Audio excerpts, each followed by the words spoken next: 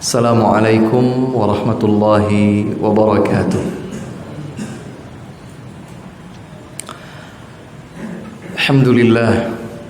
Alhamdulillahi ala ihsanih wa syukru lahu ala taufiqihi wa amtinanih. Wa ashhadu an la ilaha illallah wahdahu la syarika lahu ta'ziman li sya'nih. وأشهد أن نبينا محمدا عبده ورسوله الداعي إلى رضوانه اللهم صل وسلم وبارك عليه وعلى آله وأزواجه وأصحابه وإخوانه ومن استنى بسنته واهتدى بهديه إلى يوم لقائه. أما بعد، اللهم تقبل منا إنك أنت السميع العليم وتب علينا إنك أنت التواب الرحيم. اللهم علمنا ما ينفعنا وانفعنا بما علمتنا وزدنا علما. اللهم اهدنا لأحسن الأخلاق لا يهدي لأحسنها إلا أنت، واصرف عنا سيئها لا يصرف عنا سيئها إلا أنت. ثم أما بعد، hadirin dan hadirat jamaah Masjid Al-Rayyan rahimakumullah. Alhamdulillah, tidak putus-putusnya kita terus mengagungkan kebesaran Allah subhanahu wa ta'ala, memurnikan tauhid kepadanya, menjernihkan hati kita tulus dalam setiap kebaikan untuk mendapatkan pahala dan balasan terbaik darinya. Dialah Allah subhanahu wa ta'ala yang menghidupkan kita, yang melimpahkan rizki kepada kita, yang menguji kita dengan kebaikan atau keburukan, dan hanya kepadanya sajalah suatu saat nanti kita akan kembali. Maka segala puji hanyalah milik Allah subhanahu wa ta'ala, yang hingga saat ini melimpahkan begitu banyak nikmat dan karunia, taufik, hidayah, kesempatan, semangat kebaikan, dan kebaikan lain yang tidak bisa disebutkan satu persatu. Semoga Allah subhanahu wa ta'ala menjadikan kita semua sebagai hamba-hambanya yang selalu bersyukur kepadanya. Salawat berikut salam semoga tersampaikan selalu kepada Nabi Muhammad sallallahu alaihi wa ala alihi wasallam, Nabi yang kita cintai bersama, yang dengan kesungguhan hati kita mengikuti tuntunannya, dan dengan penuh cinta serta harap kepada Allah subhanahu wa ta'ala, semoga kita pun dipertemukan oleh Allah dengan beliau Rasulullah sallallahu alaihi wa ala alihi wasallam di dalam surga tertingginya. Ikhwah dan akhwat, hadirin dan hadirat rahimakumullah, kita lanjutkan kembali kebersamaan kita belajar ilmu agama, mengkaji ayat-ayat Allah subhanahu wa ta'ala, mempelajari hadis-hadis Rasulullah sallallahu alaihi wa ala alihi wasallam. Dan kita masih bersama kitab Arba'una Haditsan fit Tarbiyati wal Manhaj, kumpulan 40 hadis tentang pendidikan, tarbiyah, dan juga manhaj, jalan beragama. Kitab ini terdiri dari kumpulan 40 hadis sahih yang disusun oleh beliau Syekh Abdul Aziz bin Muhammad bin Abdullah As-Sadhan hafizahullahu taala. Dan kita telah sampai pada hadis yang ke-9, memiliki korelasi kuat dengan hadis berikutnya, yaitu hadis ke-10. Semoga Allah Subhanahu wa taala memberkahi waktu kita di kesempatan sore hari yang baik dan penuh dengan keberkahan ini, di bulan Ramadan yang mulia ini, di waktu asar yang penuh dengan kemuliaan ini, di majelis ilmu ini. Semoga kita bisa mengkaji dua hadis sekaligus yang satu sama lain saling berkaitan. Pada hadis yang ke-9, hadis sahih diriwayatkan oleh al-Imam Muslim dari sahabat mulia Abu Sa'id Al-Khudri, Malik ibn Sinan radhiyallahu taala anhu. Beliau berkata bahwa Rasulullah sallallahu alaihi wa ala alihi wasallam bersabda, "Man ra'a minkum munkaran falyughayyirhu biyadihi, fa in lam yastati' fa bilisanihi, fa in lam yastati' fa biqalbihi, wa dzalika adhaful iman." Rasulullah sallallahu alaihi wa ala alihi wasallam bersabda, barang siapa di antara kalian melihat kemungkaran, hendaklah ia mengingkari, merubah kemungkaran tersebut dengan tangannya. Bila dia tidak mampu, maka hendaklah ia merubah kemungkaran itu dengan lisannya.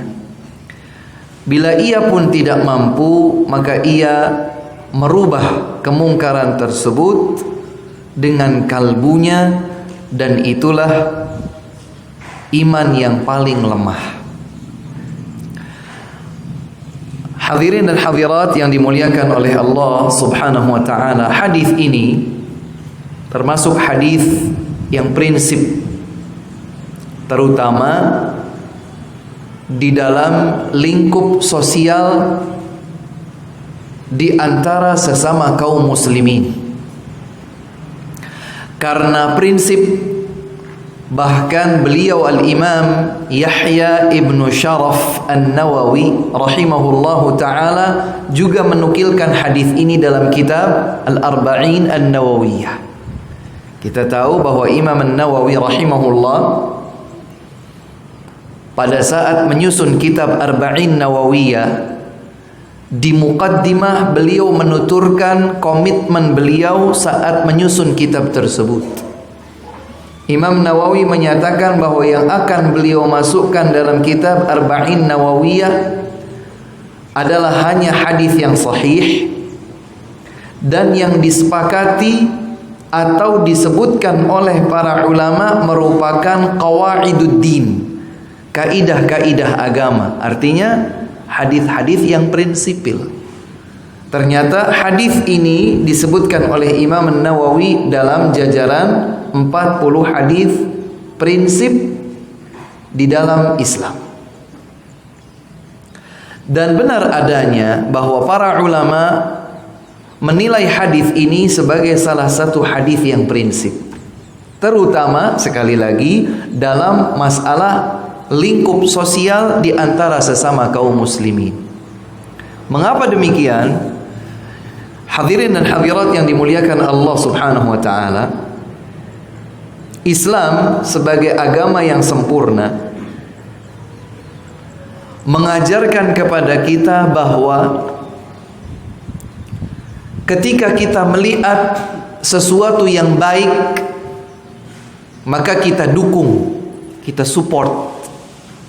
Tapi sebaliknya, tatkala kita melihat keburukan, kemaksiatan, kemungkaran, maka kita mencegahnya, menghalangi agar kemungkaran tersebut tidak berkelanjutan, dihapus sama sekali atau setidaknya berkurang. Jadi merubah kemungkaran itu bisa artinya menghapusnya sama sekali jadi nihil, atau dari yang skala besar menjadi skala kecil, diminimalisir. Dan salah satu di antara tata cara yang dituntunkan oleh Rasulullah sallallahu alaihi wasallam di dalam kita mengingkari suatu kemungkaran atau kemaksiatan adalah hadis ini. Bagaimana caranya? Karena kita adalah umat yang identik dengan amar ma'ruf nahi mungkar, maka harus ada tuntunan. Kalau orang perusahaan menyebutnya SOP, standar operasional prosedur. Bagaimanakah caranya melakukan A? Bagaimanakah caranya menanggulangi B? Maka hadis ini merupakan hadis, salah satu hadis inti di dalam menuntunkan bagaimanakah cara mengingkari kemungkaran.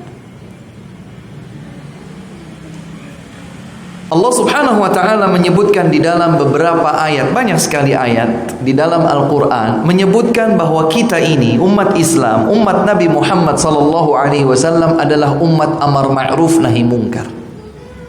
Umat amar ma'ruf nahi mungkar. Di antaranya adalah firman Allah pada surat Ali Imran ayat 110. Allah Subhanahu wa taala berfirman, A'udzu billahi minasy syaithanir rajim. Kuntum khayra ummatin ukhrijat linnas. Ta'muruna bil ma'ruf wa tanhauna 'anil munkar wa tu'minuna billah.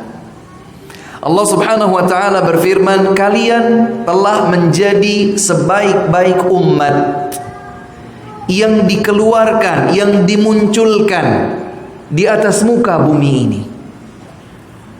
Ayat ini pertama kali turun, tentu saja yang dimaksud sebaik-baik umat adalah para sahabat radhiyallahu taala anhum yang mereka telah berikrar iman kepada Rasulullah sallallahu alaihi wasallam. Tetapi ayat ini berlaku untuk seluruh umat Nabi Muhammad sallallahu alaihi wasallam. Kuntum khaira ummatin ukhrijat linnas. Kalian telah menjadi sebaik-baik umat yang dimunculkan untuk manusia di atas muka bumi ini. Kenapa bisa begitu? Kenapa kita disebut sebagai umat yang terbaik? Ternyata bukan tanpa alasan, ada alasannya. Allah menyebutkan ta'muruna bil ma'ruf. Kalian telah menjadi sebaik-baik umat manusia karena kalian beramar ma'ruf, mengajak orang lain untuk melakukan yang baik terhadap kebajikan, mengajak serta orang lain untuk ikut bersama. Ta'muruna bil ma'ruf, mengajak kepada yang baik, wa tanhauna 'anil munkar, dan mencegah dari yang mungkar. Wa tu'minuna billah, dan kalian beriman kepada Allah. Maka salah satu di antara alasan mengapa umat Nabi Muhammad sallallahu alaihi wasallam menjadi sebaik-baik umat manusia yang pernah hadir di atas muka bumi ini, karena mereka beramar ma'ruf nahi munkar. Dan ini menyiratkan makna sebaliknya. Apabila kita sudah mulai cuek, lalai, abai dari beramar ma'ruf nahi munkar, saat itulah nilai kebaikan yang telah Allah Subhanahu wa taala berikan untuk kita berkurang. Sebesar kelalaian kita terhadap amar ma'ruf nahi munkar, sebesar itu pula nilai kebaikan dari Allah Subhanahu wa taala untuk kita akan berkurang. Semakin besar perhatian umat ini terhadap amar ma'ruf nahi munkar, semakin besar pula nilai kebaikan yang Allah berikan untuk kita. Maka kita adalah orang-orang yang semestinya paling bersemangat untuk beramar ma'ruf nahi munkar. Dan perlu diketahui bahwa Meninggalkan amar ma'ruf nahi mungkar merupakan salah satu sifat kaum Yahudi. Meninggalkan amar ma'ruf nahi mungkar merupakan salah satu di antara sifat kaum Yahudi. Kaum yang dibenci oleh Allah Subhanahu wa taala, kaum yang dimurkai oleh Allah Subhanahu wa taala, kaum Yahudi, mereka memiliki sifat tidak beramar ma'ruf nahi mungkar.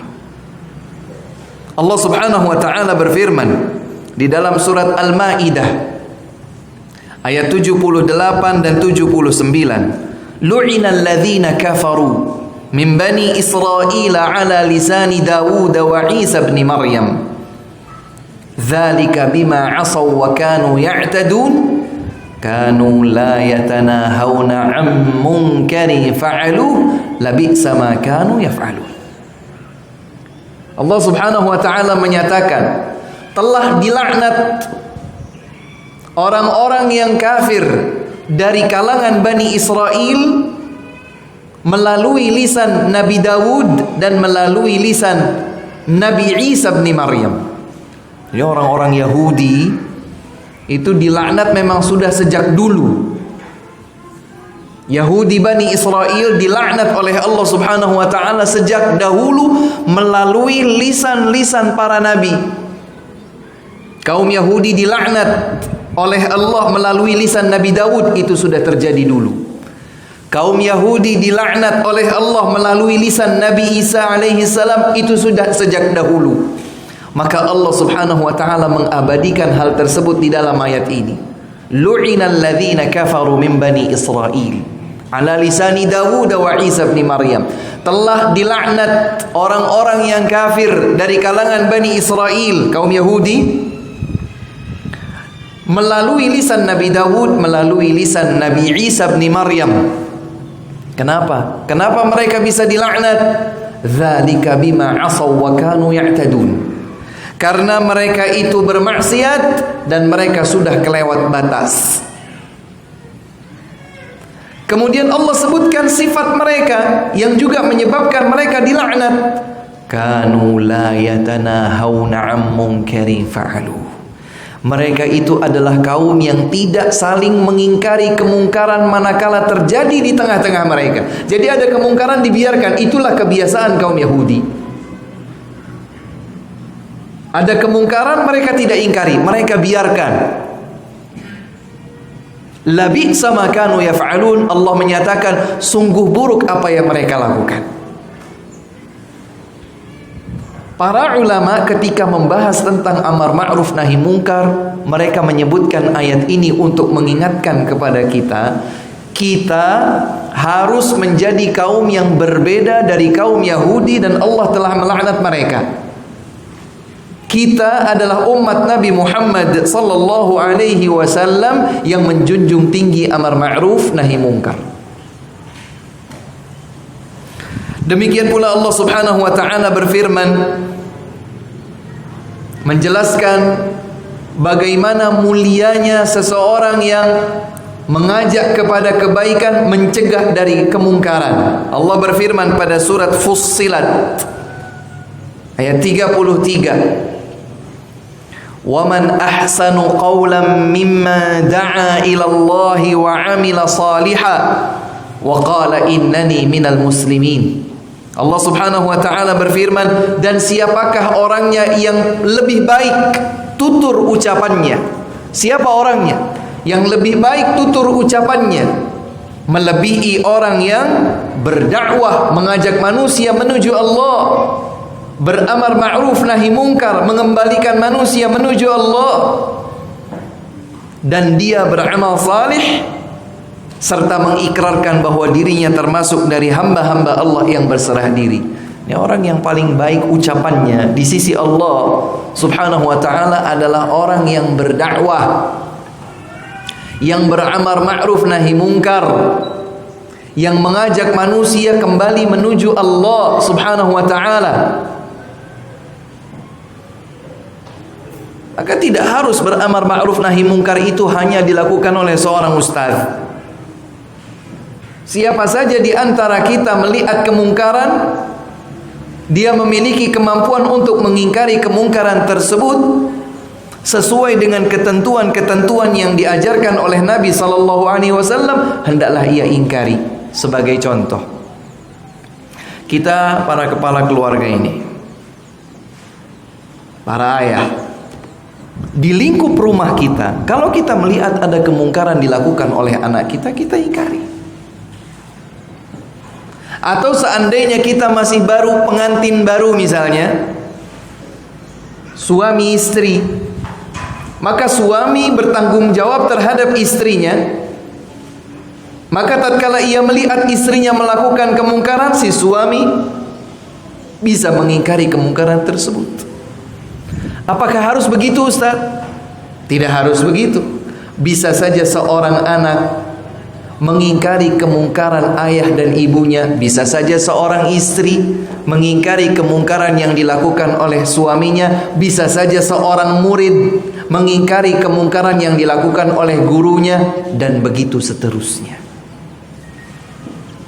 Karena itu diperlukan kaidah prinsip dalam hal mengingkari kemungkaran. Inilah hadis yang akan kita bahas. Rasulullah sallallahu alaihi wasallam memberikan kaidah pokok dalam mengingkari kemungkaran, agar kemungkaran itu benar-benar sirna atau setidaknya terminimalisir dan bukan menimbulkan permasalahan atau kemungkaran lebih besar. Jadi mengingkari kemungkaran itu harus diperhitungkan, tidak boleh kemungkaran diingkari tapi dengan tata cara keliru sehingga kemungkaran itu menjadi jauh lebih besar atau jauh lebih menyebar. Tidak boleh. Targetnya adalah diingkarinya kemungkaran itu, kemungkaran hilang sama sekali atau terminimalisir, terkurangi. Maka Rasulullah sallallahu alaihi wasallam memberikan kita tuntunan luar biasa efektif. Beliau bersabda, "Man ra'a minkum munkaran." Siapa saja di antara kalian melihat kemungkaran. Para ulama menjelaskan bahwa man adatu syart tadullu 'alal umum. Siapa saja. Karenanya para ulama berbeda pendapat apa hukumnya berdakwah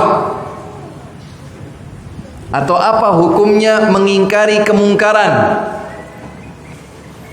Sebagian menyatakan berdakwah, beramar ma'ruf nahi mungkar itu hukumnya fardu ain. Dan sebagian yang lain menyatakan fardu kifayah. Jika sudah dilakukan oleh sebagian, maka gugurlah kewajiban yang lain. Kalau fardu ain berarti setiap individu berkewajiban untuk beramar ma'ruf nahi mungkar. Namun para ulama yang lain menyatakan fardu kifayah. Bila sudah dilakukan oleh sebagian, maka gugur kewajiban yang lain. Dan pendapat kedua ini, bahwa beramar ma'ruf nahi mungkar atau berdakwah itu adalah fardu kifayah, insya Allah lebih kuat. Kenapa demikian? Karena mengingkari kemungkaran itu haruslah dengan tuntunan, bukan asal-asalan. Pokoknya kemungkaran teringkari, enggak begitu. Ada tuntunannya. Dan ini akan sangat luas kita bahas. Di antaranya adalah bahwa beramar ma'ruf nahi mungkar harus di atas ilmu. Sebagaimana Allah Subhanahu wa taala berfirman, "Ud'u ila sabili qul hadhihi sabili ad'u ila Allah 'ala basirah." Dalam surat Yusuf. "Qul hadhihi sabili ad'u ila Allah 'ala basirah." Ala basirah, katakan, inilah jalanku, aku berdakwah mengajak manusia menuju Allah di atas basirah, artinya ilmu. Jadi berdakwah itu, beramar ma'ruf nahi mungkar itu dengan ilmu. Nah, sementara tidak setiap orang punya ilmu, maka tidak boleh gobras-gabres amar ma'ruf nahi mungkar, padahal justru akan menimbulkan dampak negatif lebih besar. Tidak boleh.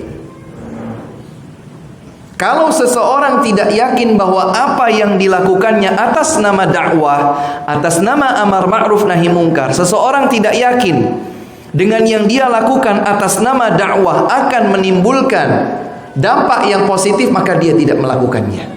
Sampai dia yakin bahwa kalau dia melakukan, dampak positif akan terjadi. Dan karenanya para ulama menyatakan, man ra'a minkum munkaran, siapa di antara kalian melihat, maka tidak boleh tajassus, tidak boleh korek-korek cari kesalahan orang itu, tidak boleh. Kemungkaran itu baru diingkari tatkala terlihat.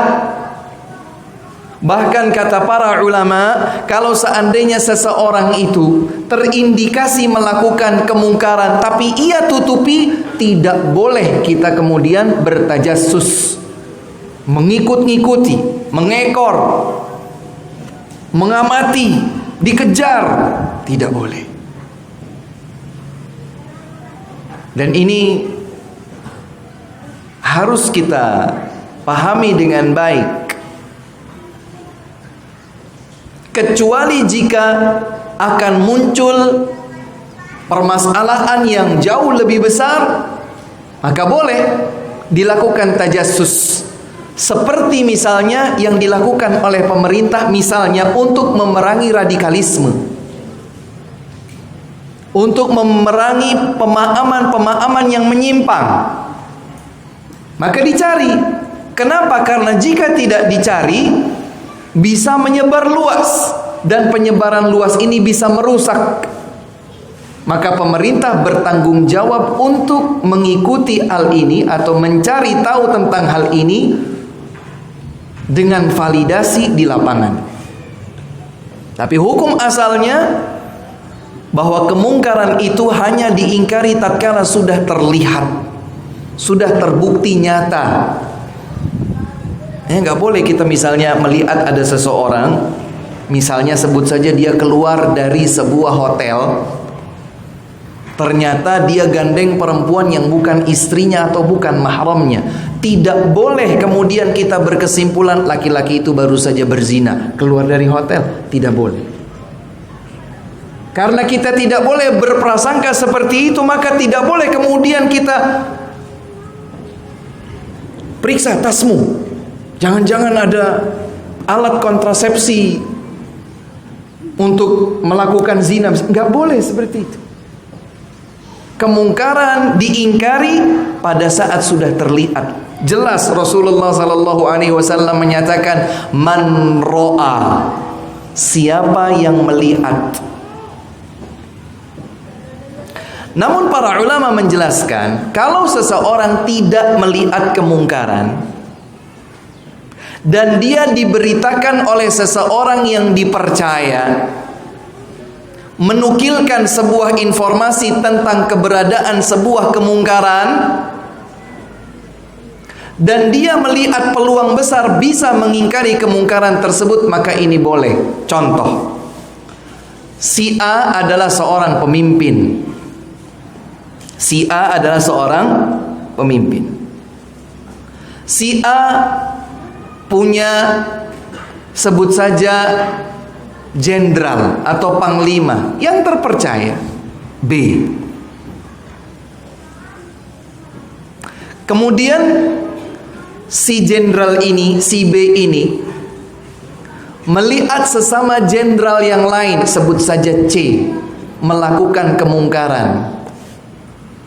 Si B tidak bisa mengingkari kemungkaran tersebut padahal dia sudah melihatnya. Si B melihat C melakukan kemungkaran, tapi dia merasa tidak bisa mengingkari kemungkaran tersebut. Maka si B datang kepada si pemimpin, si A, Pak, rekan saya melakukan kemungkaran dan saya tidak mampu mengingkarinya. Si A, pimpinan ini bertanya, kamu yakin dengan yang kamu sampaikan? Saya yakin, Pak. Kalau Bapak mau, maka saya menyimpan sekian bukti bahwa si C melakukan kemungkaran tersebut. Tidak ada tujuan lain kecuali agar kemungkaran itu terhenti. Maka saya minta kepada Bapak untuk berkenan meluruskan kemungkaran tersebut. Maka para ulama menyatakan, meskipun si A tidak melihat langsung kemungkaran yang dilakukan oleh si C, dia berhukum seperti yang Nabi sebutkan di sini, ro'a, seperti melihat, karena dia mendapatkan informasi dari pihak yang dapat dipercaya, apalagi bila disertai dengan bukti. Si A tidak cari-cari, sebagaimana si B juga tidak cari-cari. Si B betul-betul melihat, mendapatkan. Si B mendapatkan si C melakukan kemungkaran. Dia tidak harus mencari-cari, betul-betul terlihat bahkan terbukti. Bisa bukti itu bentuknya banyak, tapi yang jelas ada terbukti melakukan kemungkaran. Maka karena si B merasa terbatas, tidak mampu mengingkari kemungkaran yang dilakukan oleh si C, kemudian si B berharap kemungkaran itu segera terhenti, maka ia ambil jalur cepat mendatangi si A sebagai pimpinan untuk bisa mengingkari tersebut. Maka si A mendapatkan hukum seperti melihat meskipun tidak secara langsung. Kita kembali kepada hadis ini. Rasulullah sallallahu alaihi wasallam bersabda, "Man ra'a minkum munkaran falyughayyirhu biyadihi." Siapa di antara kalian melihat kemungkaran, maka hendaklah ia mengingkari dengan tangannya. Dengan tangan. Dan ini praktis hanya dimiliki oleh orang-orang yang berkuasa, berwenang, memiliki tampuk kepemimpinan. Seperti tadi, seorang suami kepada istrinya, dia pimpinan istrinya. Ar-rijalu qawwamuna 'alan nisa. Seorang ayah di tengah keluarganya, dia punya tampuk kepemimpinan. Ar-rajulu ra'in 'ala ahli baitihi wa huwa mas'ulun 'an ra'iyatihi. Seorang guru memiliki tampuk kepemimpinan di kelas yang sedang diampunya. Pak RT di lingkup RT-nya, Pak RW di lingkup jajaran RW-nya. Terus begitu. Seorang direktur di lingkup perusahaannya, manakala siapa saja memiliki kewenangan, garis tampuk kepemimpinan, melihat kemungkaran, hendaklah ia ingkari. Bahkan dia bisa mengingkari dengan tangannya, dengan power yang dimilikinya. Makanya tidak boleh overlapping. Ketika seseorang tidak memiliki garis kepemimpinan, tapi dia ingin mengingkari kemungkaran, potensi terjadinya dampak negatif dari sikapnya mengingkari, padahal dia bukan pemimpin, bukan yang berwenang di situ, potensi dia melahirkan dampak negatif itu lebih besar. Contoh, saya misalnya melewati sebuah ruas jalan, ya. Kemudian saya melihat di situ ada sebuah kemungkaran. Sebuah kemungkaran. Sebut saja ada orang yang berjudi. Judi mungkar atau tidak? Judi kemungkaran, kemaksiatan atau bukan? Kemungkaran, kemaksiatan. Saya melewati satu ruas jalan, di situ ada sekelompok orang yang sedang berjudi misalnya. Saya bukan siapa-siapa, saya lewat saja. Ternyata saya ingin lakukan pengingkaran terhadap kemungkaran dengan tangan saya. Saya lempar meja judinya, saya robek-robek kartu dominonya, misalnya begitu. Saya tampar satu-satu orangnya, misalnya seperti itu. Ini overlapping. Kalau saya tidak memiliki kewenangan, saya tidak memiliki kemampuan untuk mengingkari dengan tangan saya, maka Nabi pun mengakomodir orang yang tidak memiliki kemampuan tersebut. Nabi menyatakan, kalau kau tak mampu, jika dia tidak mampu mengingkari kemungkaran dengan tangannya, hendaklah ia ingkari dengan lisannya. Berarti syariat agama Islam yang mulia ini bisa menerima kondisi seseorang yang tidak mampu mengingkari kemungkaran dengan tangannya, berpindah kepada mengingkari kemungkaran dengan lisannya. Kalau dengan lisan saya lihat saya mampu atau tidak, saya datang, saya lihat kayaknya insya Allah mereka kaum muslimin, maka saya mendekati mereka, Assalamualaikum. Oh, mereka jawab Waalaikumsalam. Oh, mulai monggo Pak Ustadz, misalnya begitu.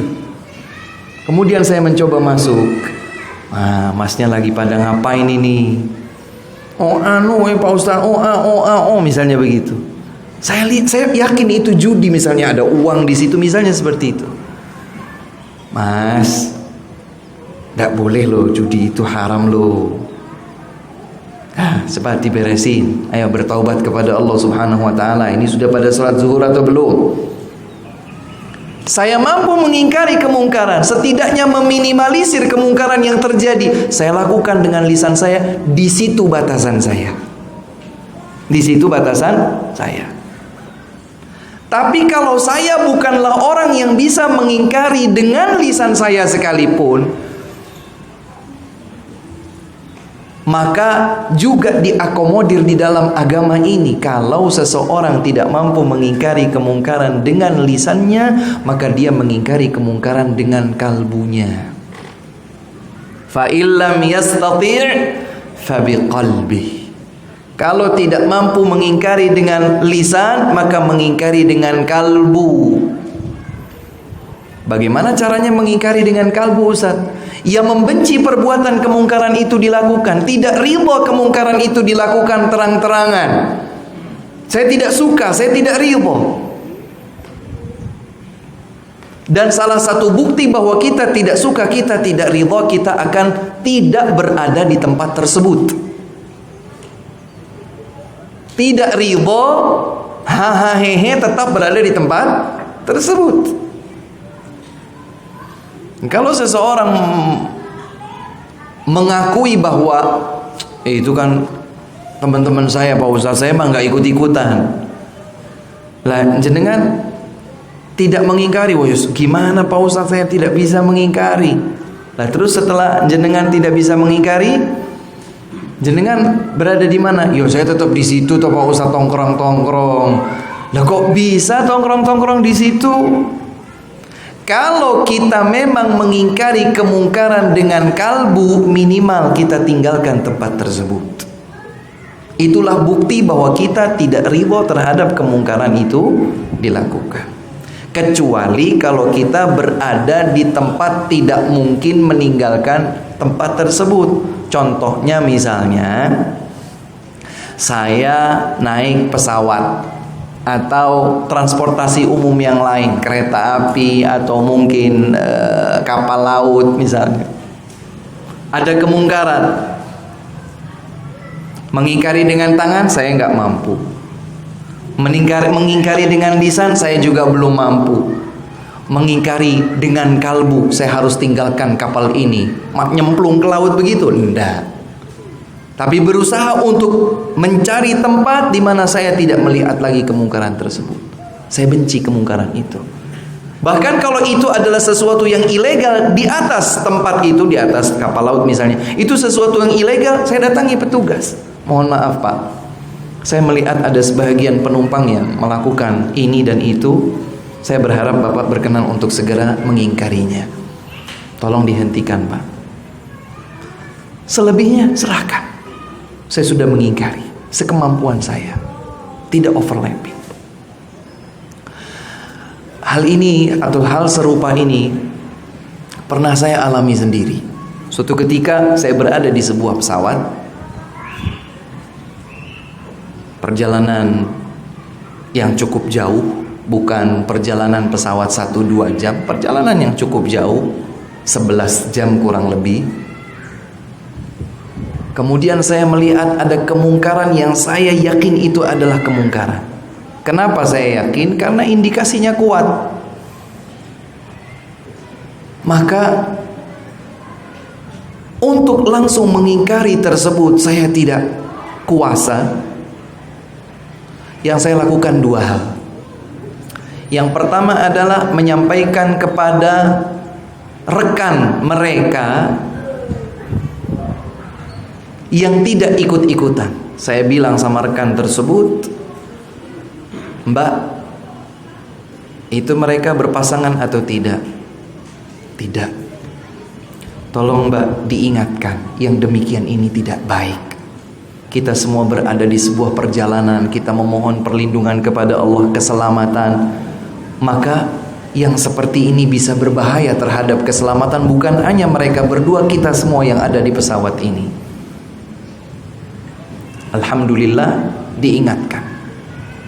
Tidak cukup sampai di situ, ketika ada awak pesawat, ya petugas pramugara atau pramugari, saya pun sampaikan.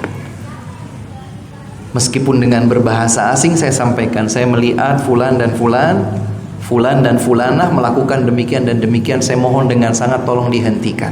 Kalau bisa dipindahkan tempat duduk, dipisahkan antara mereka, alhamdulillah. Tapi kalau tidak memungkinkan, intinya tolong diberikan teguran. Selebihnya itu sudah bukan urusan saya. Saya sudah melakukan pengingkaran terhadap kemungkaran di batasan yang saya miliki. Karena Nabi SAW mengatakan demikian. Bapak dan Ibu sekalian yang dimuliakan oleh Allah Subhanahu wa taala, di lapangan atau di sekitar kita, terkadang kita melihat ada orang-orang yang overlapping, melakukan tindakan yang lebih dari batasan yang ia miliki. Dia tidak memiliki kewenangan di situ, tapi dia bablas saja. Kalau konteksnya adalah dakwah atau amar ma'ruf nahi mungkar, maka itu tidak bijaksana. Karena Rasulullah sallallahu alaihi wasallam mengajarkan kepada kita bagaimana mengingkari kemungkaran dengan tahapan. Biyadihi, dengan tangannya, dengan kekuatannya, dengan kepemimpinan yang dia miliki. Fa illam yastati', kalau dia tidak mampu, berarti ada ketidakmampuan yang diakomodir di sini. Sebagian orang keliru berpikir hadis ini, saya tidak mau Ustaz mendapatkan derajat adhaful iman. Saya mukmin, dia anggap iman saya lemah. Tidak mau Ustaz, saya ingkari kemungkaran. Pokoknya bagaimanapun, kalau perlu pedang-pedang, bedil-bedil. Keliru paham. Man baddala dinahu faqtuluh. Siapa yang murtad dari agamanya, bunuhlah dia. Ustaz, tetangga saya kemarin murtad, ambil gobang, diasah, bes. Tidak bisa seperti ini. Tidak bisa seperti ini. Seseorang berzina dalam perspektif hukum syariat agama Islam, seorang yang berzina sementara dia sudah menikah, maka dirajam. Kalau belum menikah, maka dicambuk. Mi'ata jalda, 100 cambukan. Pak Ustaz, kemarin saya lihat tetangga saya zina Pak Ustaz. Masih bujangan zina Pak Ustaz. Terus sama jenengan diapakan? Saya ikat tangan kakinya, saya pecut 100 pecutan. Tidak boleh seperti itu. Mengingkari kemungkaran itu ada tata cara yang dituntun, apalagi kalau sudah masuk kepada hudud. Yang ini merupakan kewenangan para pemimpin.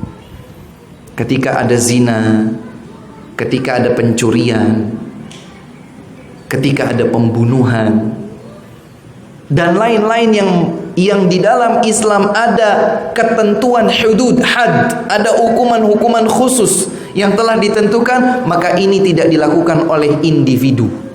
Ini dilakukan oleh waliul amr, semata-mata karena Nabi menyatakan man ra'a minkum munkaran falyughayyirhu biyadihi.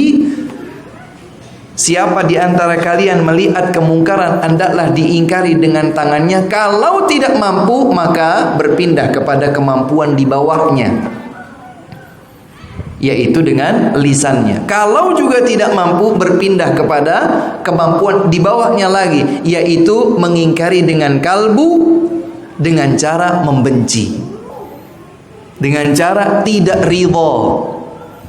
Kalau seseorang mengatakan saya mengingkari dengan kalbu saya, tapi dia tetap saja berada di situ, bahkan hahaha bersama mereka misalnya, ini bukan bukti bahwa dia telah mengingkari kemungkaran dengan kalbunya. Segera pamit, beranjak dari tempat tersebut untuk menunjukkan bahwa kita tidak ridha dengan apa yang terjadi. Sekali lagi juga dengan ketentuan seperti tadi saya contohkan. Ya, misalnya kita berada di atas kapal laut melihat kemungkaran dan seterusnya, tidak bisa terus kita tinggalkan dengan cara nyebur di laut, ya tidak juga seperti itu. Ya, ada ketentuan-ketentuan yang harus dijalankan. Ayyuhal ikhwatu fillah, hadirin dan hadirat yang dimuliakan oleh Allah Subhanahu wa taala. Ada yang menarik di sini untuk kita juga ingat bahwa setiap amar ma'ruf nahi mungkar yang kita lakukan hendaklah diiringi dengan kesabaran.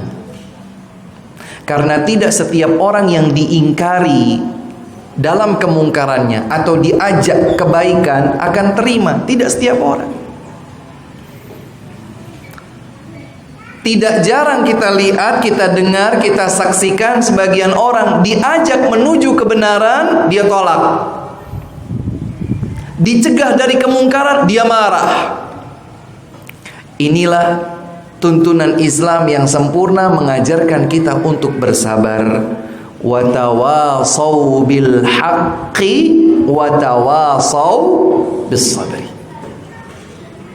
Saling berwasiatlah dalam kebenaran, saling berwasiatlah di atas kesabaran. Para ulama menjelaskan digandengkannya at-tawasi bil haqq dengan at-tawasi bis sabr, karena tidaklah dakwah ajakan amar ma'ruf nahi mungkar dilakukan kecuali menuntut pelakunya untuk bersabar.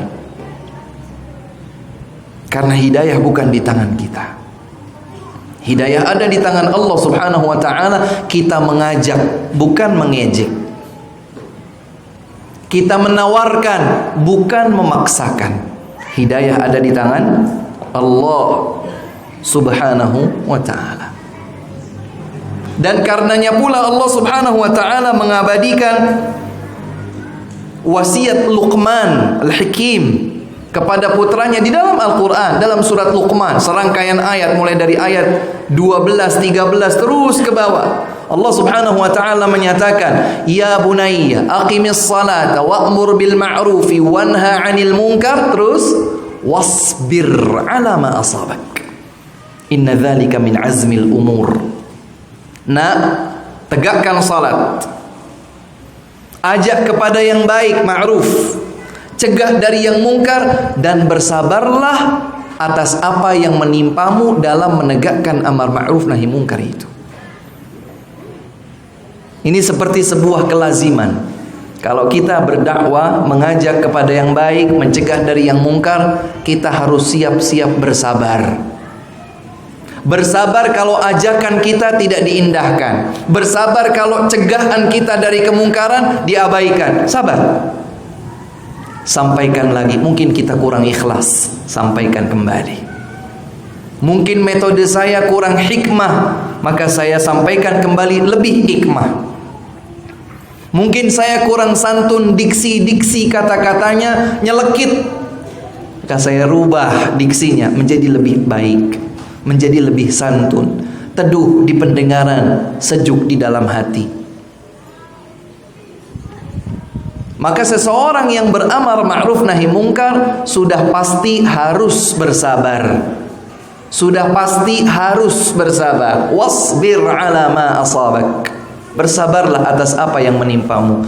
Dan sebaik-baik keteladanan dalam hal ini adalah keteladanan Rasulullah Nabi Muhammad sallallahu alaihi wasallam. Siapa yang tidak tahu sejarah Nabi?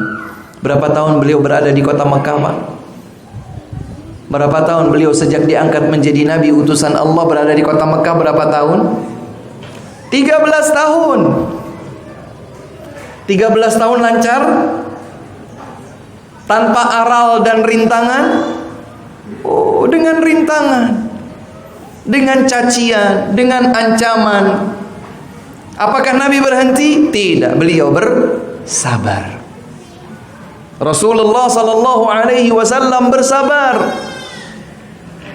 Ada paman beliau, Abu Talib, yang masih termasuk orang terpandang di kalangan Quraisy, membackup dakwah Nabi sallallahu alaihi wasallam. Dakwah Nabi di backup. Begitu Abu Talib meninggal dunia, setelah sebelumnya Khadijah meninggal dunia radhiyallahu taala anha, maka Nabi sallallahu alaihi wasallam berada dalam tahun kesedihan. Masya Allah.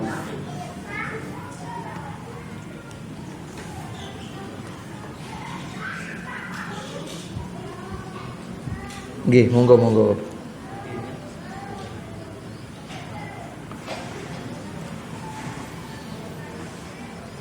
Selamat datang kepada bapak-bapak jajaran dari Kapolres ya, Masya Allah.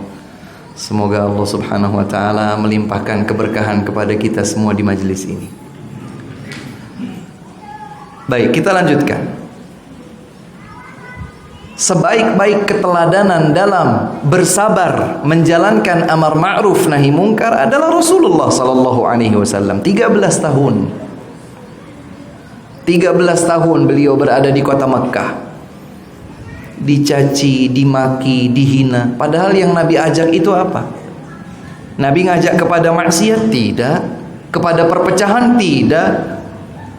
Nabi mengajak mereka untuk bertauhid, tinggalkan kesyirikan, hanya menyembah Allah saja. 360 berhala ada penuh di dinding Ka'bah waktu itu. Nabi hanya ajak, beribadahlah kepada Allah. Nabi tidak hancurkan. Apakah Nabi ambil parang misalnya, hancurkan berhala-berhala itu? Tidak. Nabi ajak mereka, Bapak dan ibu sekalian, ini patung-patung tidak mendengar, tidak melihat, tidak mengabulkan doa, tidak memberikan rizki. Kenapa kok berdoa menyembahnya kepada patung? Menyembah kepada Allah subhanahu wa ta'ala. Bukan sekali, dua kali, setahun, 2 tahun, 13 tahun. Mereka masuk Islam atau tidak? Tidak. Yang masuk Islam segelintir kecil. Nabi putus asa? Tidak. Nabi berdakwah dengan penuh kesabaran. Pada akhirnya bagaimana? Di tahun ke-13, Nabi yang orang asli kelahiran kota Mekah terusir. Bukan hanya dalam keadaan diusir, dibuatkan sayembara oleh orang Quraisy. Siapa yang bisa hadirkan kepala Muhammad dalam keadaan hidup atau mati, tersedia buatnya 100 ekor onta. Kalau mau dikalkulasi boleh. Seandainya onta paling murah itu, 1 ekor onta harganya 5.000 real misalnya, itu berapa rupiah berarti? Coba 1 real berapa kira-kira? 4.000? Sebut saja 4.000. 1 real 4.000. Kalau 1 ekor onta itu 5.000 real berarti berapa? Hah? Berapa? Hah? 20 juta? 20 juta atau 200 juta? 20 juta kali 100, 2 miliar waktu itu. Dibuat sayembara, siapa bisa hadirkan kepala Muhammad dapat 2 miliar. Bayangkan. Padahal Nabi Muhammad apa? Ganggu mereka? Enggak. Sentuh fisik mereka? Tidak. Nabi hanya mengajak mereka, ayo menuju Allah, ini yang hak, ini tauhid, ayo kepada Allah. Nabi itu saja, tidak yang lain. Dan tidak ada seorang pun di antara kafir Quraisy yang bisa membuktikan bahwa Nabi berdusta. Meskipun mereka menuduh Nabi Muhammad berdusta, Muhammad berdusta, Muhammad berdusta, kadzab, tukang sihir. Tapi mereka tidak bisa mendatangkan bukti, hanya tuduhan-tuduhan. Ini trik orang-orang yang kalau sudah terdesak, dalam keadaan keliru, maka tameng terakhirnya adalah memberikan tuduhan kepada orang yang sedang mengajak menuju kebenaran. Apa yang Nabi lakukan dalam keadaan seperti itu? Keadaannya sangat tidak menguntungkan Nabi. Apa yang Nabi lakukan? Nabi bersabar. Dibuatkan sayembara seperti itu, Nabi tetap bertahan bunuh diri begitu? Tidak. Nabi pindah, Nabi berhijrah. Dan yang lebih unik lagi, sudah Nabi di kota Madinah, tidak berhenti itu orang kafir Quraisy di Mekah itu tidak berhenti. Bayangkan 450 km terjarak jauhnya. 450 km Pak, antara Mekah dengan Madinah. Apakah orang-orang Quraisy berhenti di situ? Tidak. Diserang. Di tahun kedua Hijriah terjadi perang Badar. Di tahun ketiga Hijriah terjadi perang Uhud. Di tahun 5 Hijriah bersatu orang-orang Quraisy dengan kabilah-kabilah Yahudi mengepung kota Madinah. Artinya ingin kebenaran ini habis. Ingin Nabi Muhammad SAW dan para sahabatnya ini habis. Itu keinginan mereka. Tapi apakah Nabi SAW beringas? Tidak. Kalau mereka mau serang, kita bertahan. Yang penting kita tidak dibunuh. Selesai. Begitu saja. Minta tolong kepada Allah Subhanahu wa ta'ala. Kebenaran ini tetap harus diperjuangkan. Terus waktu berjalan, ternyata kemenangan demi kemenangan diberikan oleh Allah kepada beliau. Di tahun 8 Hijriah ada kesempatan emas. Kenapa? Di tahun 8 menjelang 9 Hijriah, itu pemuka-pemuka Quraisy yang muda-muda, kader-kadernya Quraisy masuk Islam berbondong-bondong. Khalid ibn Walid, yang setiap peperangan selalu berpihak kepada Quraisy waktu itu, selalu menjadi panglima, masuk Islam dengan sendirinya. Amr bin al-As, negosiator ulung, pihak Quraisy, masuk Islam. Terus pada masuk Islam. Uthman ibnu Abil As masuk Islam, masuk Islam, masuk Islam. Yang tersisa di Mekah hanya pemimpin-pemimpin Quraisy yang sudah tua-tua dan sudah tidak punya pasukan, tidak punya kekuatan. Nabi bersama para sahabatnya datang dari Madinah ke kota Mekah dengan persenjataan full. Kalau Nabi mau sekali perintah habis. Apa yang Nabi lakukan? Senjatanya diacungkan begini? Tidak. Beliau turunkan senjatanya. Bahkan beliau masuk ke dalam kota Mekah dalam keadaan menunduk penuh dengan tawadhu', kerendahan hati. Terus masuk ke kota Mekah. Kemudian menjumpai mereka.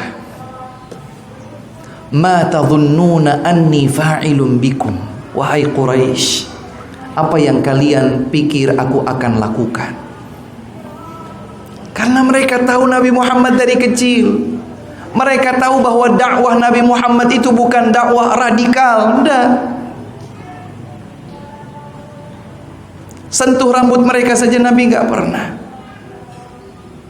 Kalau ada sahabatnya disiksa, Nabi bilang balas? Enggak pernah. Abdullah ibnu Mas'ud radhiyallahu anhu bolak-balik baca Al-Quran di Masjidil Haram, ketahuan sama Quraisy, dipukuli sampai berdarah-darah. Maka beliau pun berhenti pulang ke rumah. Kabar pun sampai kepada Nabi. Apakah Nabi bilang Abdullah ibnu Mas'ud kalau dipukul lagi jangan diam aja, pukul balik? Enggak. Abdullah ibnu Mas'ud beberapa waktu berikutnya lagi kembali di Masjidil Haram baca Al-Quran, kedengaran lagi sama Quraisy, dipukuli lagi sampai berdarah-darah. Nabi tidak pernah perintahkan Abdullah ibnu Mas'ud untuk balas dendam, tidak.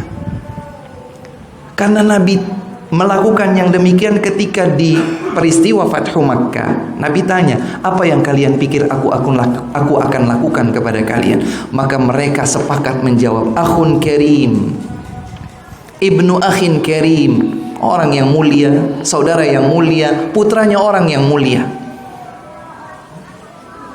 Kemudian ada berita datang, Rasul, wahai Muhammad, ini belum masuk Islam kan? Wahai Muhammad, sebagian sahabatmu berkata ini adalah hari balas dendam. Kata Nabi SAW, dia salah. Dia salah. Kita tidak datang untuk balas dendam. Kata Nabi SAW, siapa yang masuk rumahnya Abu Sufyan, dia aman. Padahal Abu Sufyan adalah tokoh kesyirikan di tengah mereka. Siapa yang masuk rumah Abu Sufyan, aman. Siapa yang masuk Al-Masjidil Haram, aman. Siapa yang masuk rumahnya sendiri, aman. Pergi kalian semua, kalian terbebaskan. La tathriba alaikumul yaum, yaghfirullahu lakum. Tidak ada celaan buat kalian. Dan yang dulu-dulu tidak akan diungkit-ungkit. Kalian dulu pernah buat sayembara untuk membunuhku, aku tidak akan ungkit. La tathriba alaikumul yaum. Udah gak ada. Subhanallah. Inilah akhlak. Maka Nabi SAW mengajarkan kepada kita, mengingkari kemungkaran itu bukan dengan menimbulkan kemungkaran lain yang serupa atau bahkan lebih besar. Tidak boleh. Kalau kita ingin mengingkari satu kemungkaran, harus diprediksi dengan dasar ilmu bahwa dengan diingkarinya kemungkaran tersebut, kemungkaran ini akan sirna atau setidaknya terminimalisir. Hanya sekali lagi dibutuhkan ilmu. Tidak setiap orang beramar ma'ruf nahi mungkar. Atas dasar ilmu dan dengan hikmah. Ud'u ila sabili rabbika bil hikmah. Berdakwahlah engkau mengajak manusia menuju Allah dengan hikmah. Apa itu hikmah? Al-isabatu fil qawli wal amal. Benar dalam ucapan dan dalam perbuatan. Kalau kita sedang bicara, apalagi atas nama Islam, harus benar. Tidak boleh sembarangan. Bersikap, berstatement harus benar. Ya ayyuhalladzina amanu taqullaha wa qulu qawlan sadida. Wahai hamba yang beriman, bertakwalah kalian kepada Allah dan bicaralah dengan bicara yang lurus. Maka hadirin hadirat yang dimuliakan Allah Subhanahu wa taala, kita terus merasakan perubahan-perubahan zaman ya. 10-15 tahun yang lalu gadget itu belum terlalu banyak. Sekarang Masya Allah. Maka hanya orang-orang yang berilmu tentang agama dengan ilmu yang lurus tahu bahwa kita harus bersikap benar terhadap informasi, apalagi hoax. Tidak boleh bicara sembarangan. Man kana yu'minu billahi wal yawmil akhir falyaqul khairan aw liyasmut. Siapa yang beriman kepada Allah dan hari akhir, buktikan imannya itu dengan bicara yang baik atau diam. Kalau dia tidak tahu atau ragu apakah baik ucapannya ataukah tidak, hendaklah dia diam.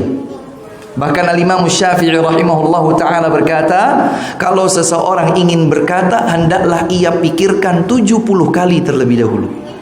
70 kali mikirnya, benar atau tidak ini? Diridhoi oleh Allah atau tidak?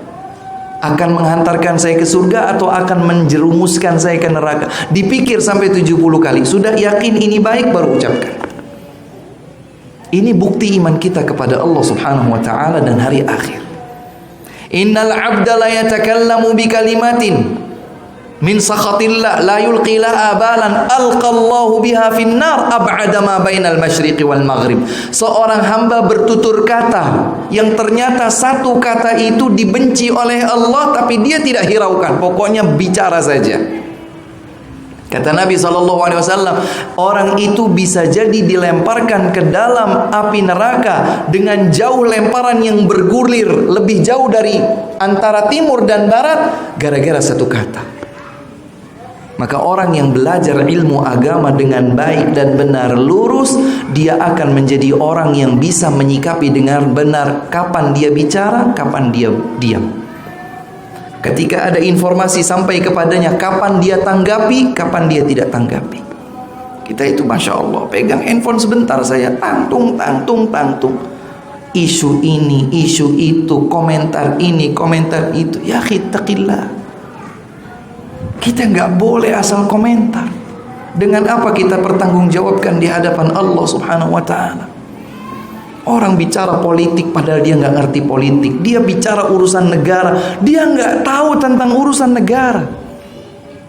Dia bicara tentang urusan orang banyak, harusnya begini, harusnya begitu, jangan begini, jangan begitu. Atas dasar apa? Kalau dia tidak berilmu tentang hal tersebut, dia kewajibannya adalah belajar ilmu agama. Dia tahu kebenaran, dia jalankan. Dia jalankan amar ma'ruf nahi mungkar sesuai dengan ilmu yang dia miliki. Tadi sudah dijelaskan. Mengingkari kemungkaran tidak boleh menimbulkan kemungkaran, kerusakan lebih besar. Tidak boleh, haram hukumnya. Ketika dia akan mengingkari kemungkaran, dia harus prediksi. Dengan ini kemungkarannya terhenti, terminimalisir atau tidak. Kalau tidak terhenti, bahkan tidak terminimalisir, maka hendaklah ia mengingkari dengan yang paling memungkinkan untuk dia pertanggungjawabkan di hadapan Allah, yaitu dengan kalbu. Saya tidak mampu. Mengingkari dengan tangan, saya bukan seorang pemimpin. Saya tidak memiliki ranah kewenangan. Pindah ke lisan. Bisa nggak mengingkari dengan lisan? Oh, saya juga nggak bisa. Saya nggak tahu dalilnya. Saya tidak mengerti ini. Saya tidak mengerti itu. Maka dia berpindah kepada pengingkaran dengan kalbunya. Hadirin yang dimuliakan Allah Subhanahu wa taala. Kemudian berkaitan erat dengan hadis ke-9 ini adalah hadis yang ke-10. Dan ini sangat berkaitan erat. Hadis ke-10 ini tentang ar-rifq wal-lin, kelemah lembutan. Ini unik ini. Kisah ini sahih, diriwayatkan oleh Al-Bukhari dan Muslim. Disebutkan bahwa Rasulullah sallallahu alaihi wasallam dimintakan izin untuk ditemui oleh kaum Yahudi. Ini menunjukkan bahwa Nabi sallallahu alaihi wasallam juga bertetangga dengan kaum Yahudi. Ketika Nabi masuk Madinah, ada beberapa komunitas kabilah Yahudi. Ada kabilah Banu Quraidah, Banu Qainuqa', Banu Nadir, Banu Mustaliq, dan yang lain banyak. Ya. Tapi kemudian Nabi SAW menjalin kesepakatan bersama mereka. Nah, ternyata sebagian orang Yahudi suatu ketika pamit ingin menjumpai Nabi, pengen ketemu sama Nabi. Kalau para sahabatnya ingin menemui Nabi, mereka mengucapkan assalamu alaikum. Ternyata Yahudi ini ketika ingin menjumpai Nabi SAW, tahiyatnya dirubah, assalamu alaik. Assalam, lamnya hilang, assam, dan artinya berubah 180 derajat. Kalau assalamu alaikum artinya keselamatan, kesejahteraan, kedamaian untuk kalian, semoga dilimpahkan kepada kalian. Sementara assam, kehancuran, kematian, kebinasaan untuk kalian, berubah. Ini orang keterlaluan, datang ingin ketemu kepada Rasul, tapi mengucapkan semoga kebinasaan diberikan kepadamu. Aisyah radhiyallahu taala anha yang waktu itu berada di samping Nabi, istri beliau berada di samping beliau, mendengar orang Yahudi berkata tersebut, maka Aisyah tidak sabar. Beliau berkata, bal alaikumus-sam wal la'nah. Justru kalianlah yang akan mendapatkan kebinasaan, bahkan laknat. Kata Aisyah begitu. Maka Nabi SAW langsung memberikan koreksi. Ya Aisyah, innallaha rafiqun yuhibbur rifqa fil amri kulli. Wahai Aisyah, sesungguhnya Allah itu maha lembut, dan Allah Subhanahu wa ta'ala mencintai kelembutan. Allahu Akbar. Diberikan masukan koreksi demikian, Aisyah radhiyallahu anha penasaran. Awalam tasma' ma qalu, Rasul, jangan-jangan panjenengan tidak mendengar mereka tadi ngomong apa? Jangan-jangan Nabi keliru dengernya mungkin assalam, padahal mereka ngomongnya assam. Makanya saya ucapkan bal alaikumussalam wal la'nah. Kalianlah yang mendapatkan kebinasaan, kalianlah yang mendapatkan laknat. Maka kata Nabi SAW, qultu wa alaikum, tidak, aku sudah mendengar dan aku menjawab salam mereka cukup dengan wa alaikum, dan buat kalian juga. Jadi orang Yahudi itu berkata assalamu alaikum, kebinasaan, kehancuran untukmu. Nabi cuma menjawab wa alaikum, dan untuk kalian juga. Di dalam riwayat lain disebutkan bahwa kata Nabi SAW, innamastujiba li walam yustajab lahum.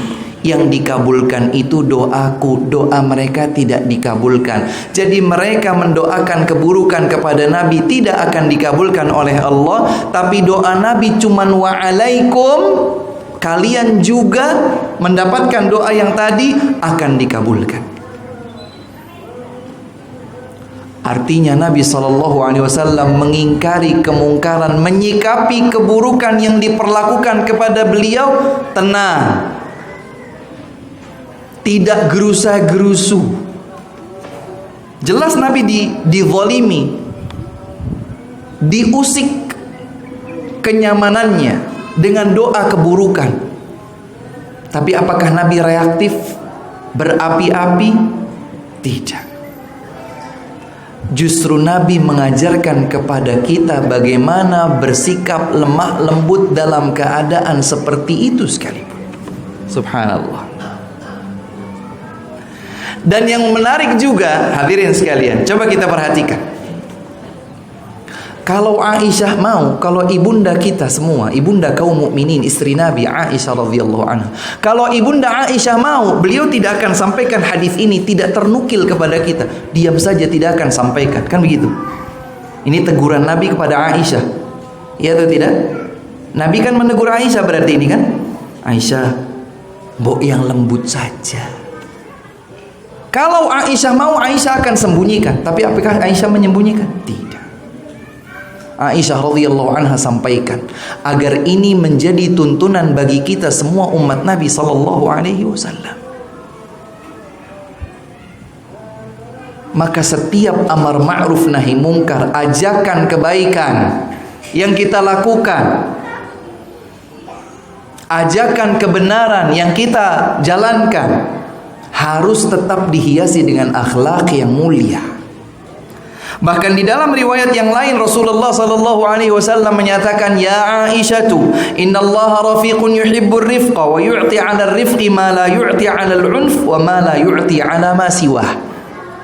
Wahai Aisyah, sesungguhnya Allah itu maha lembut, mencintai kelembutan, dan Allah akan menganugerahi untuk kelembutan apa yang tidak Allah berikan kepada kekasaran, kekakuan, dan kepada yang lain. Hanya kelembutanlah yang akan menyebabkan kasih sayang Allah diberikan kepada seorang hamba. Subhanallah. Inilah prinsip yang diajarkan oleh Islam. Inilah kemuliaan akhlak yang ditanamkan oleh Rasulullah sallallahu alaihi wasallam. Dan Rasul tidak tedeng-aling-aling, istri beliau nek keliru diluruskan. Dan istri beliau pun tidak pilih-pilih apa yang harus disampaikan kepada umat, semua disampaikan.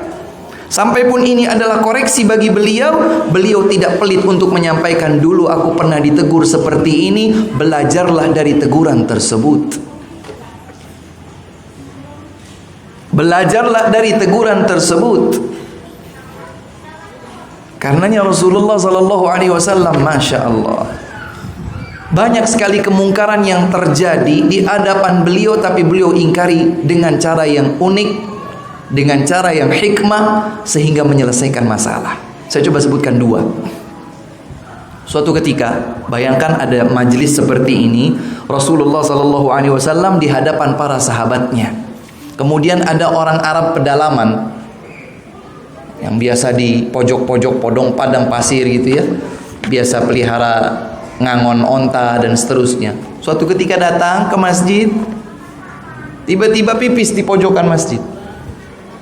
Dan masjidnya bukan seperti ini, Pak. Masjid Nabi SAW lantainya adalah pasir. Orang Arab itu pipis di pojokan masjid. Maka sontak para sahabat, zajaru, teriak-teriak, ingin menghentikan. Bahkan ada yang mulai mendekati. Maka kata Nabi SAW, utruku, biarkan.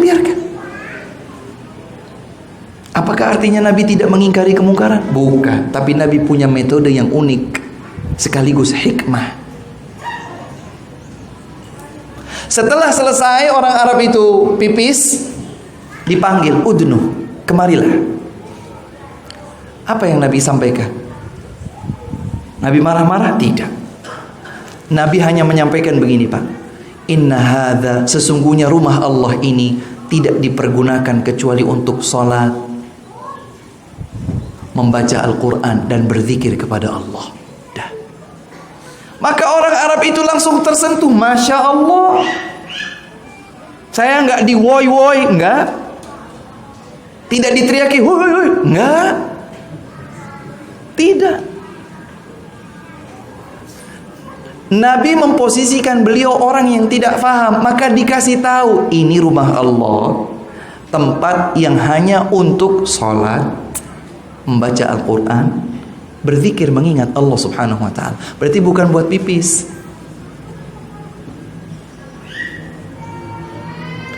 Maka orang Arab ini kemudian berdoa, Allahumma arhamni wa Muhammadan wa la tarham ma'ana ahadan.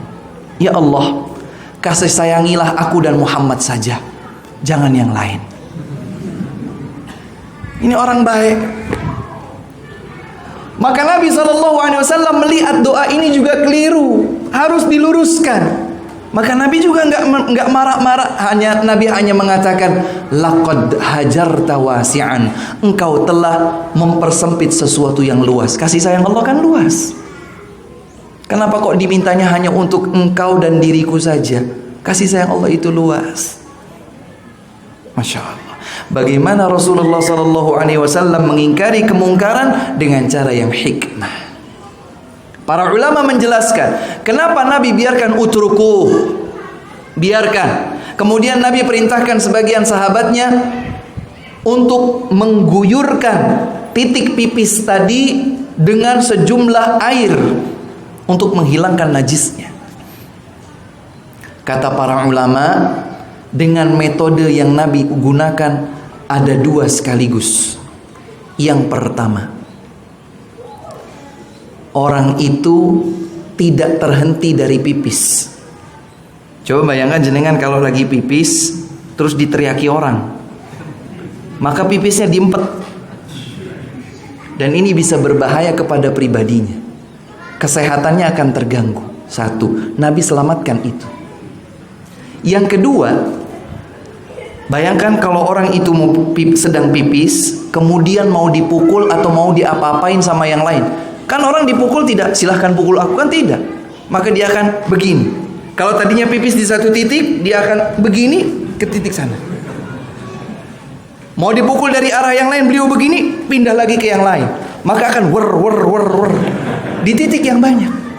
Tapi ketika dibiarkan, maka titiknya hanya satu, kemudian solusinya sudah lebih mudah.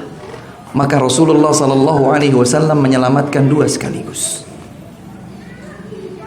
Menyelamatkan dampak negatif kalau dihentikan pipis itu terhadap kesehatan orang tadi, dan menyelamatkan terjadinya titik-titik yang banyak pada najis yang menyebar di masjid.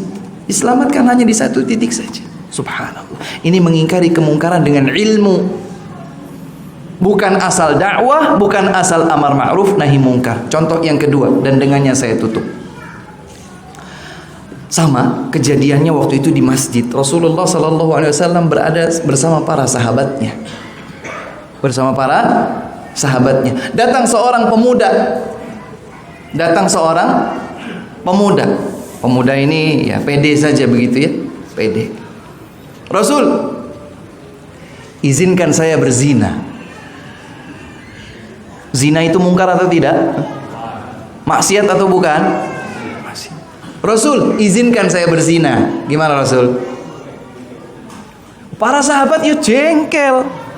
Ini di masjid, di hadapan para sahabat, yang dimintakan izin adalah Nabi SAW untuk menghalalkan yang haram, itu zina. Ada di antara para sahabat yang bilang, ya Rasulullah, idzan li adribah. Rasul, izinkan aku pukul dia. Nabi izinkan? Tidak. Udnu, mendekatlah. Lihat bagaimana metode Nabi mengingkari kemungkaran pemuda ini. Nabi hanya berdialog ringan saja. Atardahu li ummik. Apakah kau ridha zina diperlakukan kepada ibumu? Bi abi anta wa ummi ya Rasulullah. La ardahu li ummi. Demi Allah Rasul, aku tidak ridha zina diperlakukan kepada ibuku. Wan nasu la yardawnahu li ummahatihim.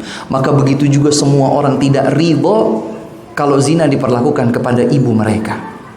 Nabi tanya lagi, atardahu li ibnatik.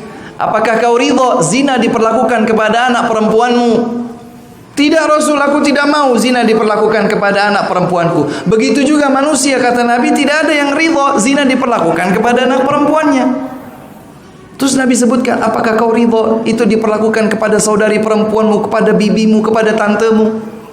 Jawabannya sama. Maka Nabi SAW mengatakan, begitu pula tidak ada satupun manusia yang rela, yang ridha zina diperlakukan kepada tante mereka, bibi mereka, saudari mereka. Nggak ada yang ridha. Sementara kalau kau berzina, kan begitu. Seakan-akan Nabi berkata, kalau kau berzina, kau itu berzina dengan seorang perempuan yang kalau bukan ibunya seseorang, maka saudarinya seseorang, atau anak perempuannya seseorang, atau bibi tantenya seseorang. Nggak ada yang mau. Kemudian lebih lanjut, ketika cakrawala berfikirnya sudah diperbaiki oleh Nabi SAW, pemuda itu mendekat, Nabi dekatkan dada pemuda tersebut, Nabi tempelkan tangan Nabi di dadanya. Allahumma ghfir dzambah wa tahhir qalbah wa hassin farjah. Langsung didoakan sama Nabi. Ya Allah, ampuni dosa ini. Ya Allah, sucikan kalbunya. Ya Allah, jaga kemaluannya. Subhanallah. Waktu berlalu, pemuda ini berkata, setelah kejadian itu tidak pernah sekalipun terlintas dalam benakku untuk melakukan zina kembali. Pakai ribut? Enggak. Pakai kekerasan? Apalagi tidak. Pakai ancaman? Tidak.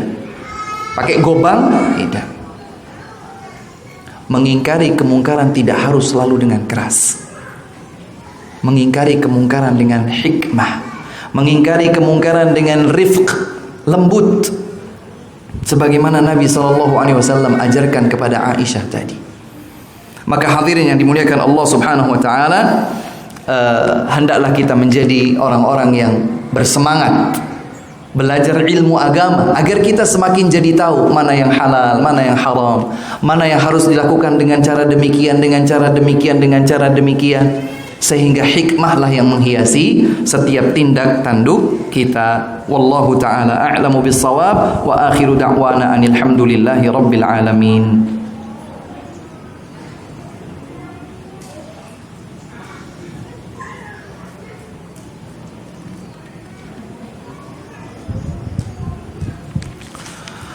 Baik, ada pertanyaan kami persilahkan. 1-2 cukup insyaAllah. Kalau ada 1-2 pertanyaan kami persilahkan. Kalau tidak ada maka kami tanggapi dulu yang masuk. Untuk i'tikaf, Masya Allah, salah satu di antara kebaikan yang dituntunkan oleh Nabi Muhammad sallallahu alaihi wa ala alihi wasallam sepanjang Ramadan adalah beriktikaf. I'tikaf adalah salah satu tuntunan Rasulullah sallallahu alaihi wasallam.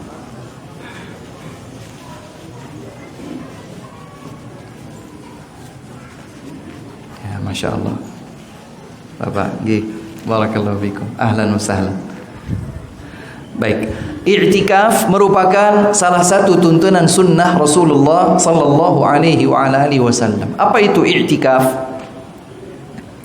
Para ulama mendefinisikan i'tikaf adalah qat'ul alaiq bil khalaiq Walittisalu bi khidmatil khaliq.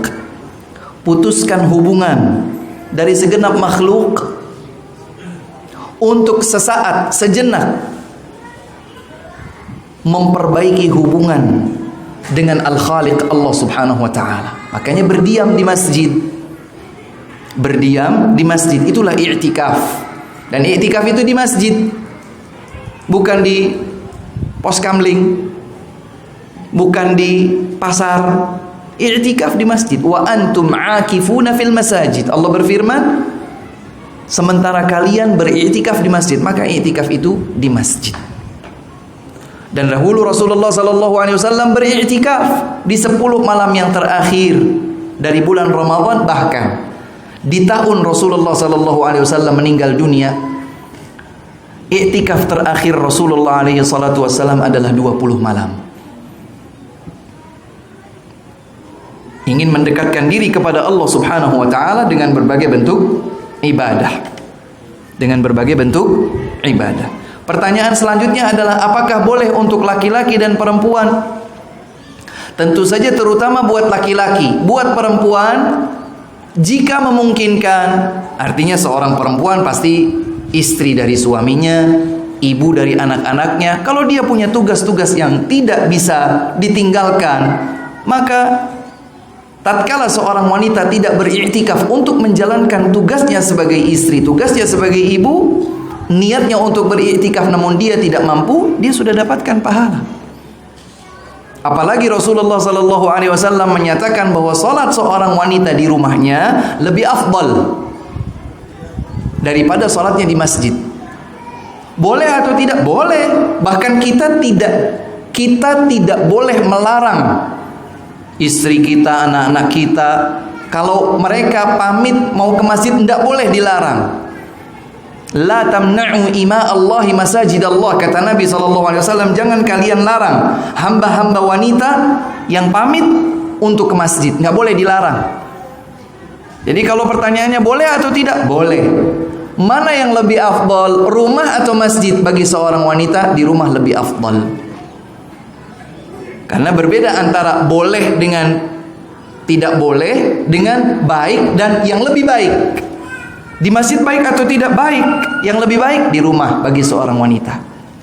Nah, demikian pula dengan i'tikaf. Kalau seorang wanita melaksanakan i'tikaf dengan seizin suaminya dan dia tidak mengabaikan tugas tanggung jawabnya baik sebagai seorang istri, baik sebagai seorang ibu, maka tidak masalah.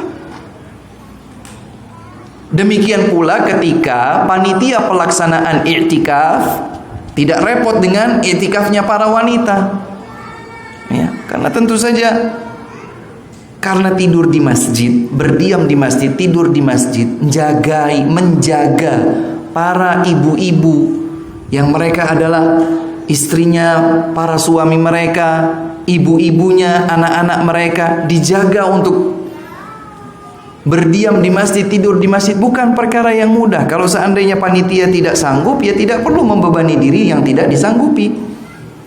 Tapi kalau mereka memungkinkan, ada tempat yang tertutup, aman misalnya, dan seterusnya, kamar mandinya yo aman, tidak harus berantri-antri dengan yang laki-laki misalnya begitu, ya.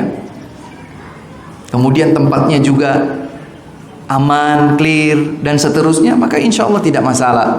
Insya Allah tidak masalah. Wallahu ta'ala a'lam. Silakan.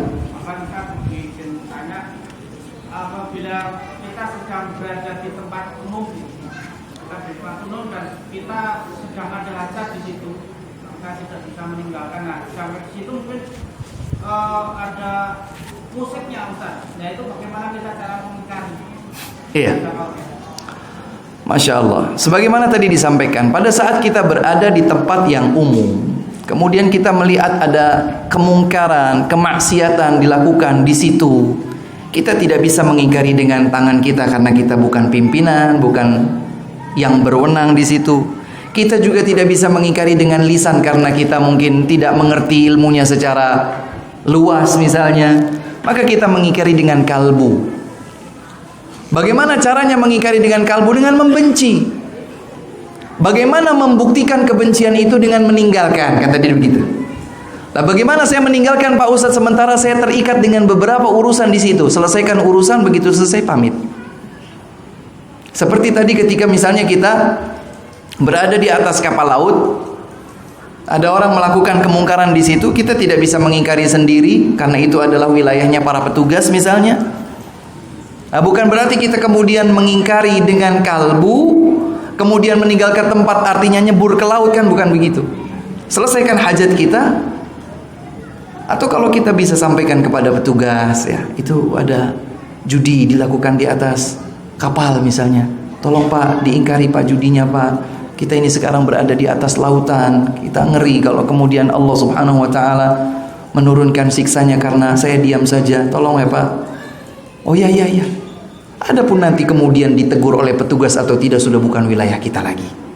Nah, kembali kepada contoh yang tadi disebutkan, bagaimana kita ya selesaikan hajat kita kemudian. Sama seperti kita misalnya di pusat perbelanjaan dan yang lain. Selesaikan hajat kita sambil kita kemudian banyak beristighfar kepada Allah Subhanahu wa taala, ya kita kemudian tinggalkan tempat tersebut. Maka mengingkari kemungkaran adalah dengan cara yang hikmah. Demikian Allah taala a'lam. Cukup insyaallah. Baik, kalau dirasa cukup kita cukupkan sampai di sini. Semoga menjadi ilmu yang bermanfaat bagi kita semua. Semoga Allah Subhanahu wa taala memberikan taufiknya kepada kita untuk berilmu agama yang baik, yang benar di atas tuntunan Al-Qur'an, di atas tuntunan sunnah Rasulullah sallallahu alaihi wasallam. Semoga Allah Subhanahu wa taala anugerahkan kita istiqamah.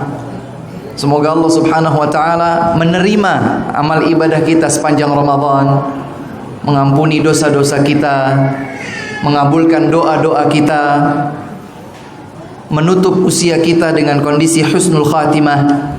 Semoga Allah Subhanahu wa taala memasukkan kita ke dalam surga yang tertinggi Al-Firdaus, berkumpul kembali dengan keluarga kita dan orang-orang yang kita cintai, bersanding dekat dengan Nabi Muhammad sallallahu alaihi wasallam. Allahumma amin. Ini saja dari kami, kurang dan lebihnya kami mohon maaf. Wabillahi taufiq wal hidayah. Subhanakallahumma wa bihamdika asyhadu an la ilaha illa anta astaghfiruka wa atubu ilaik. Assalamualaikum warahmatullahi wabarakatuh.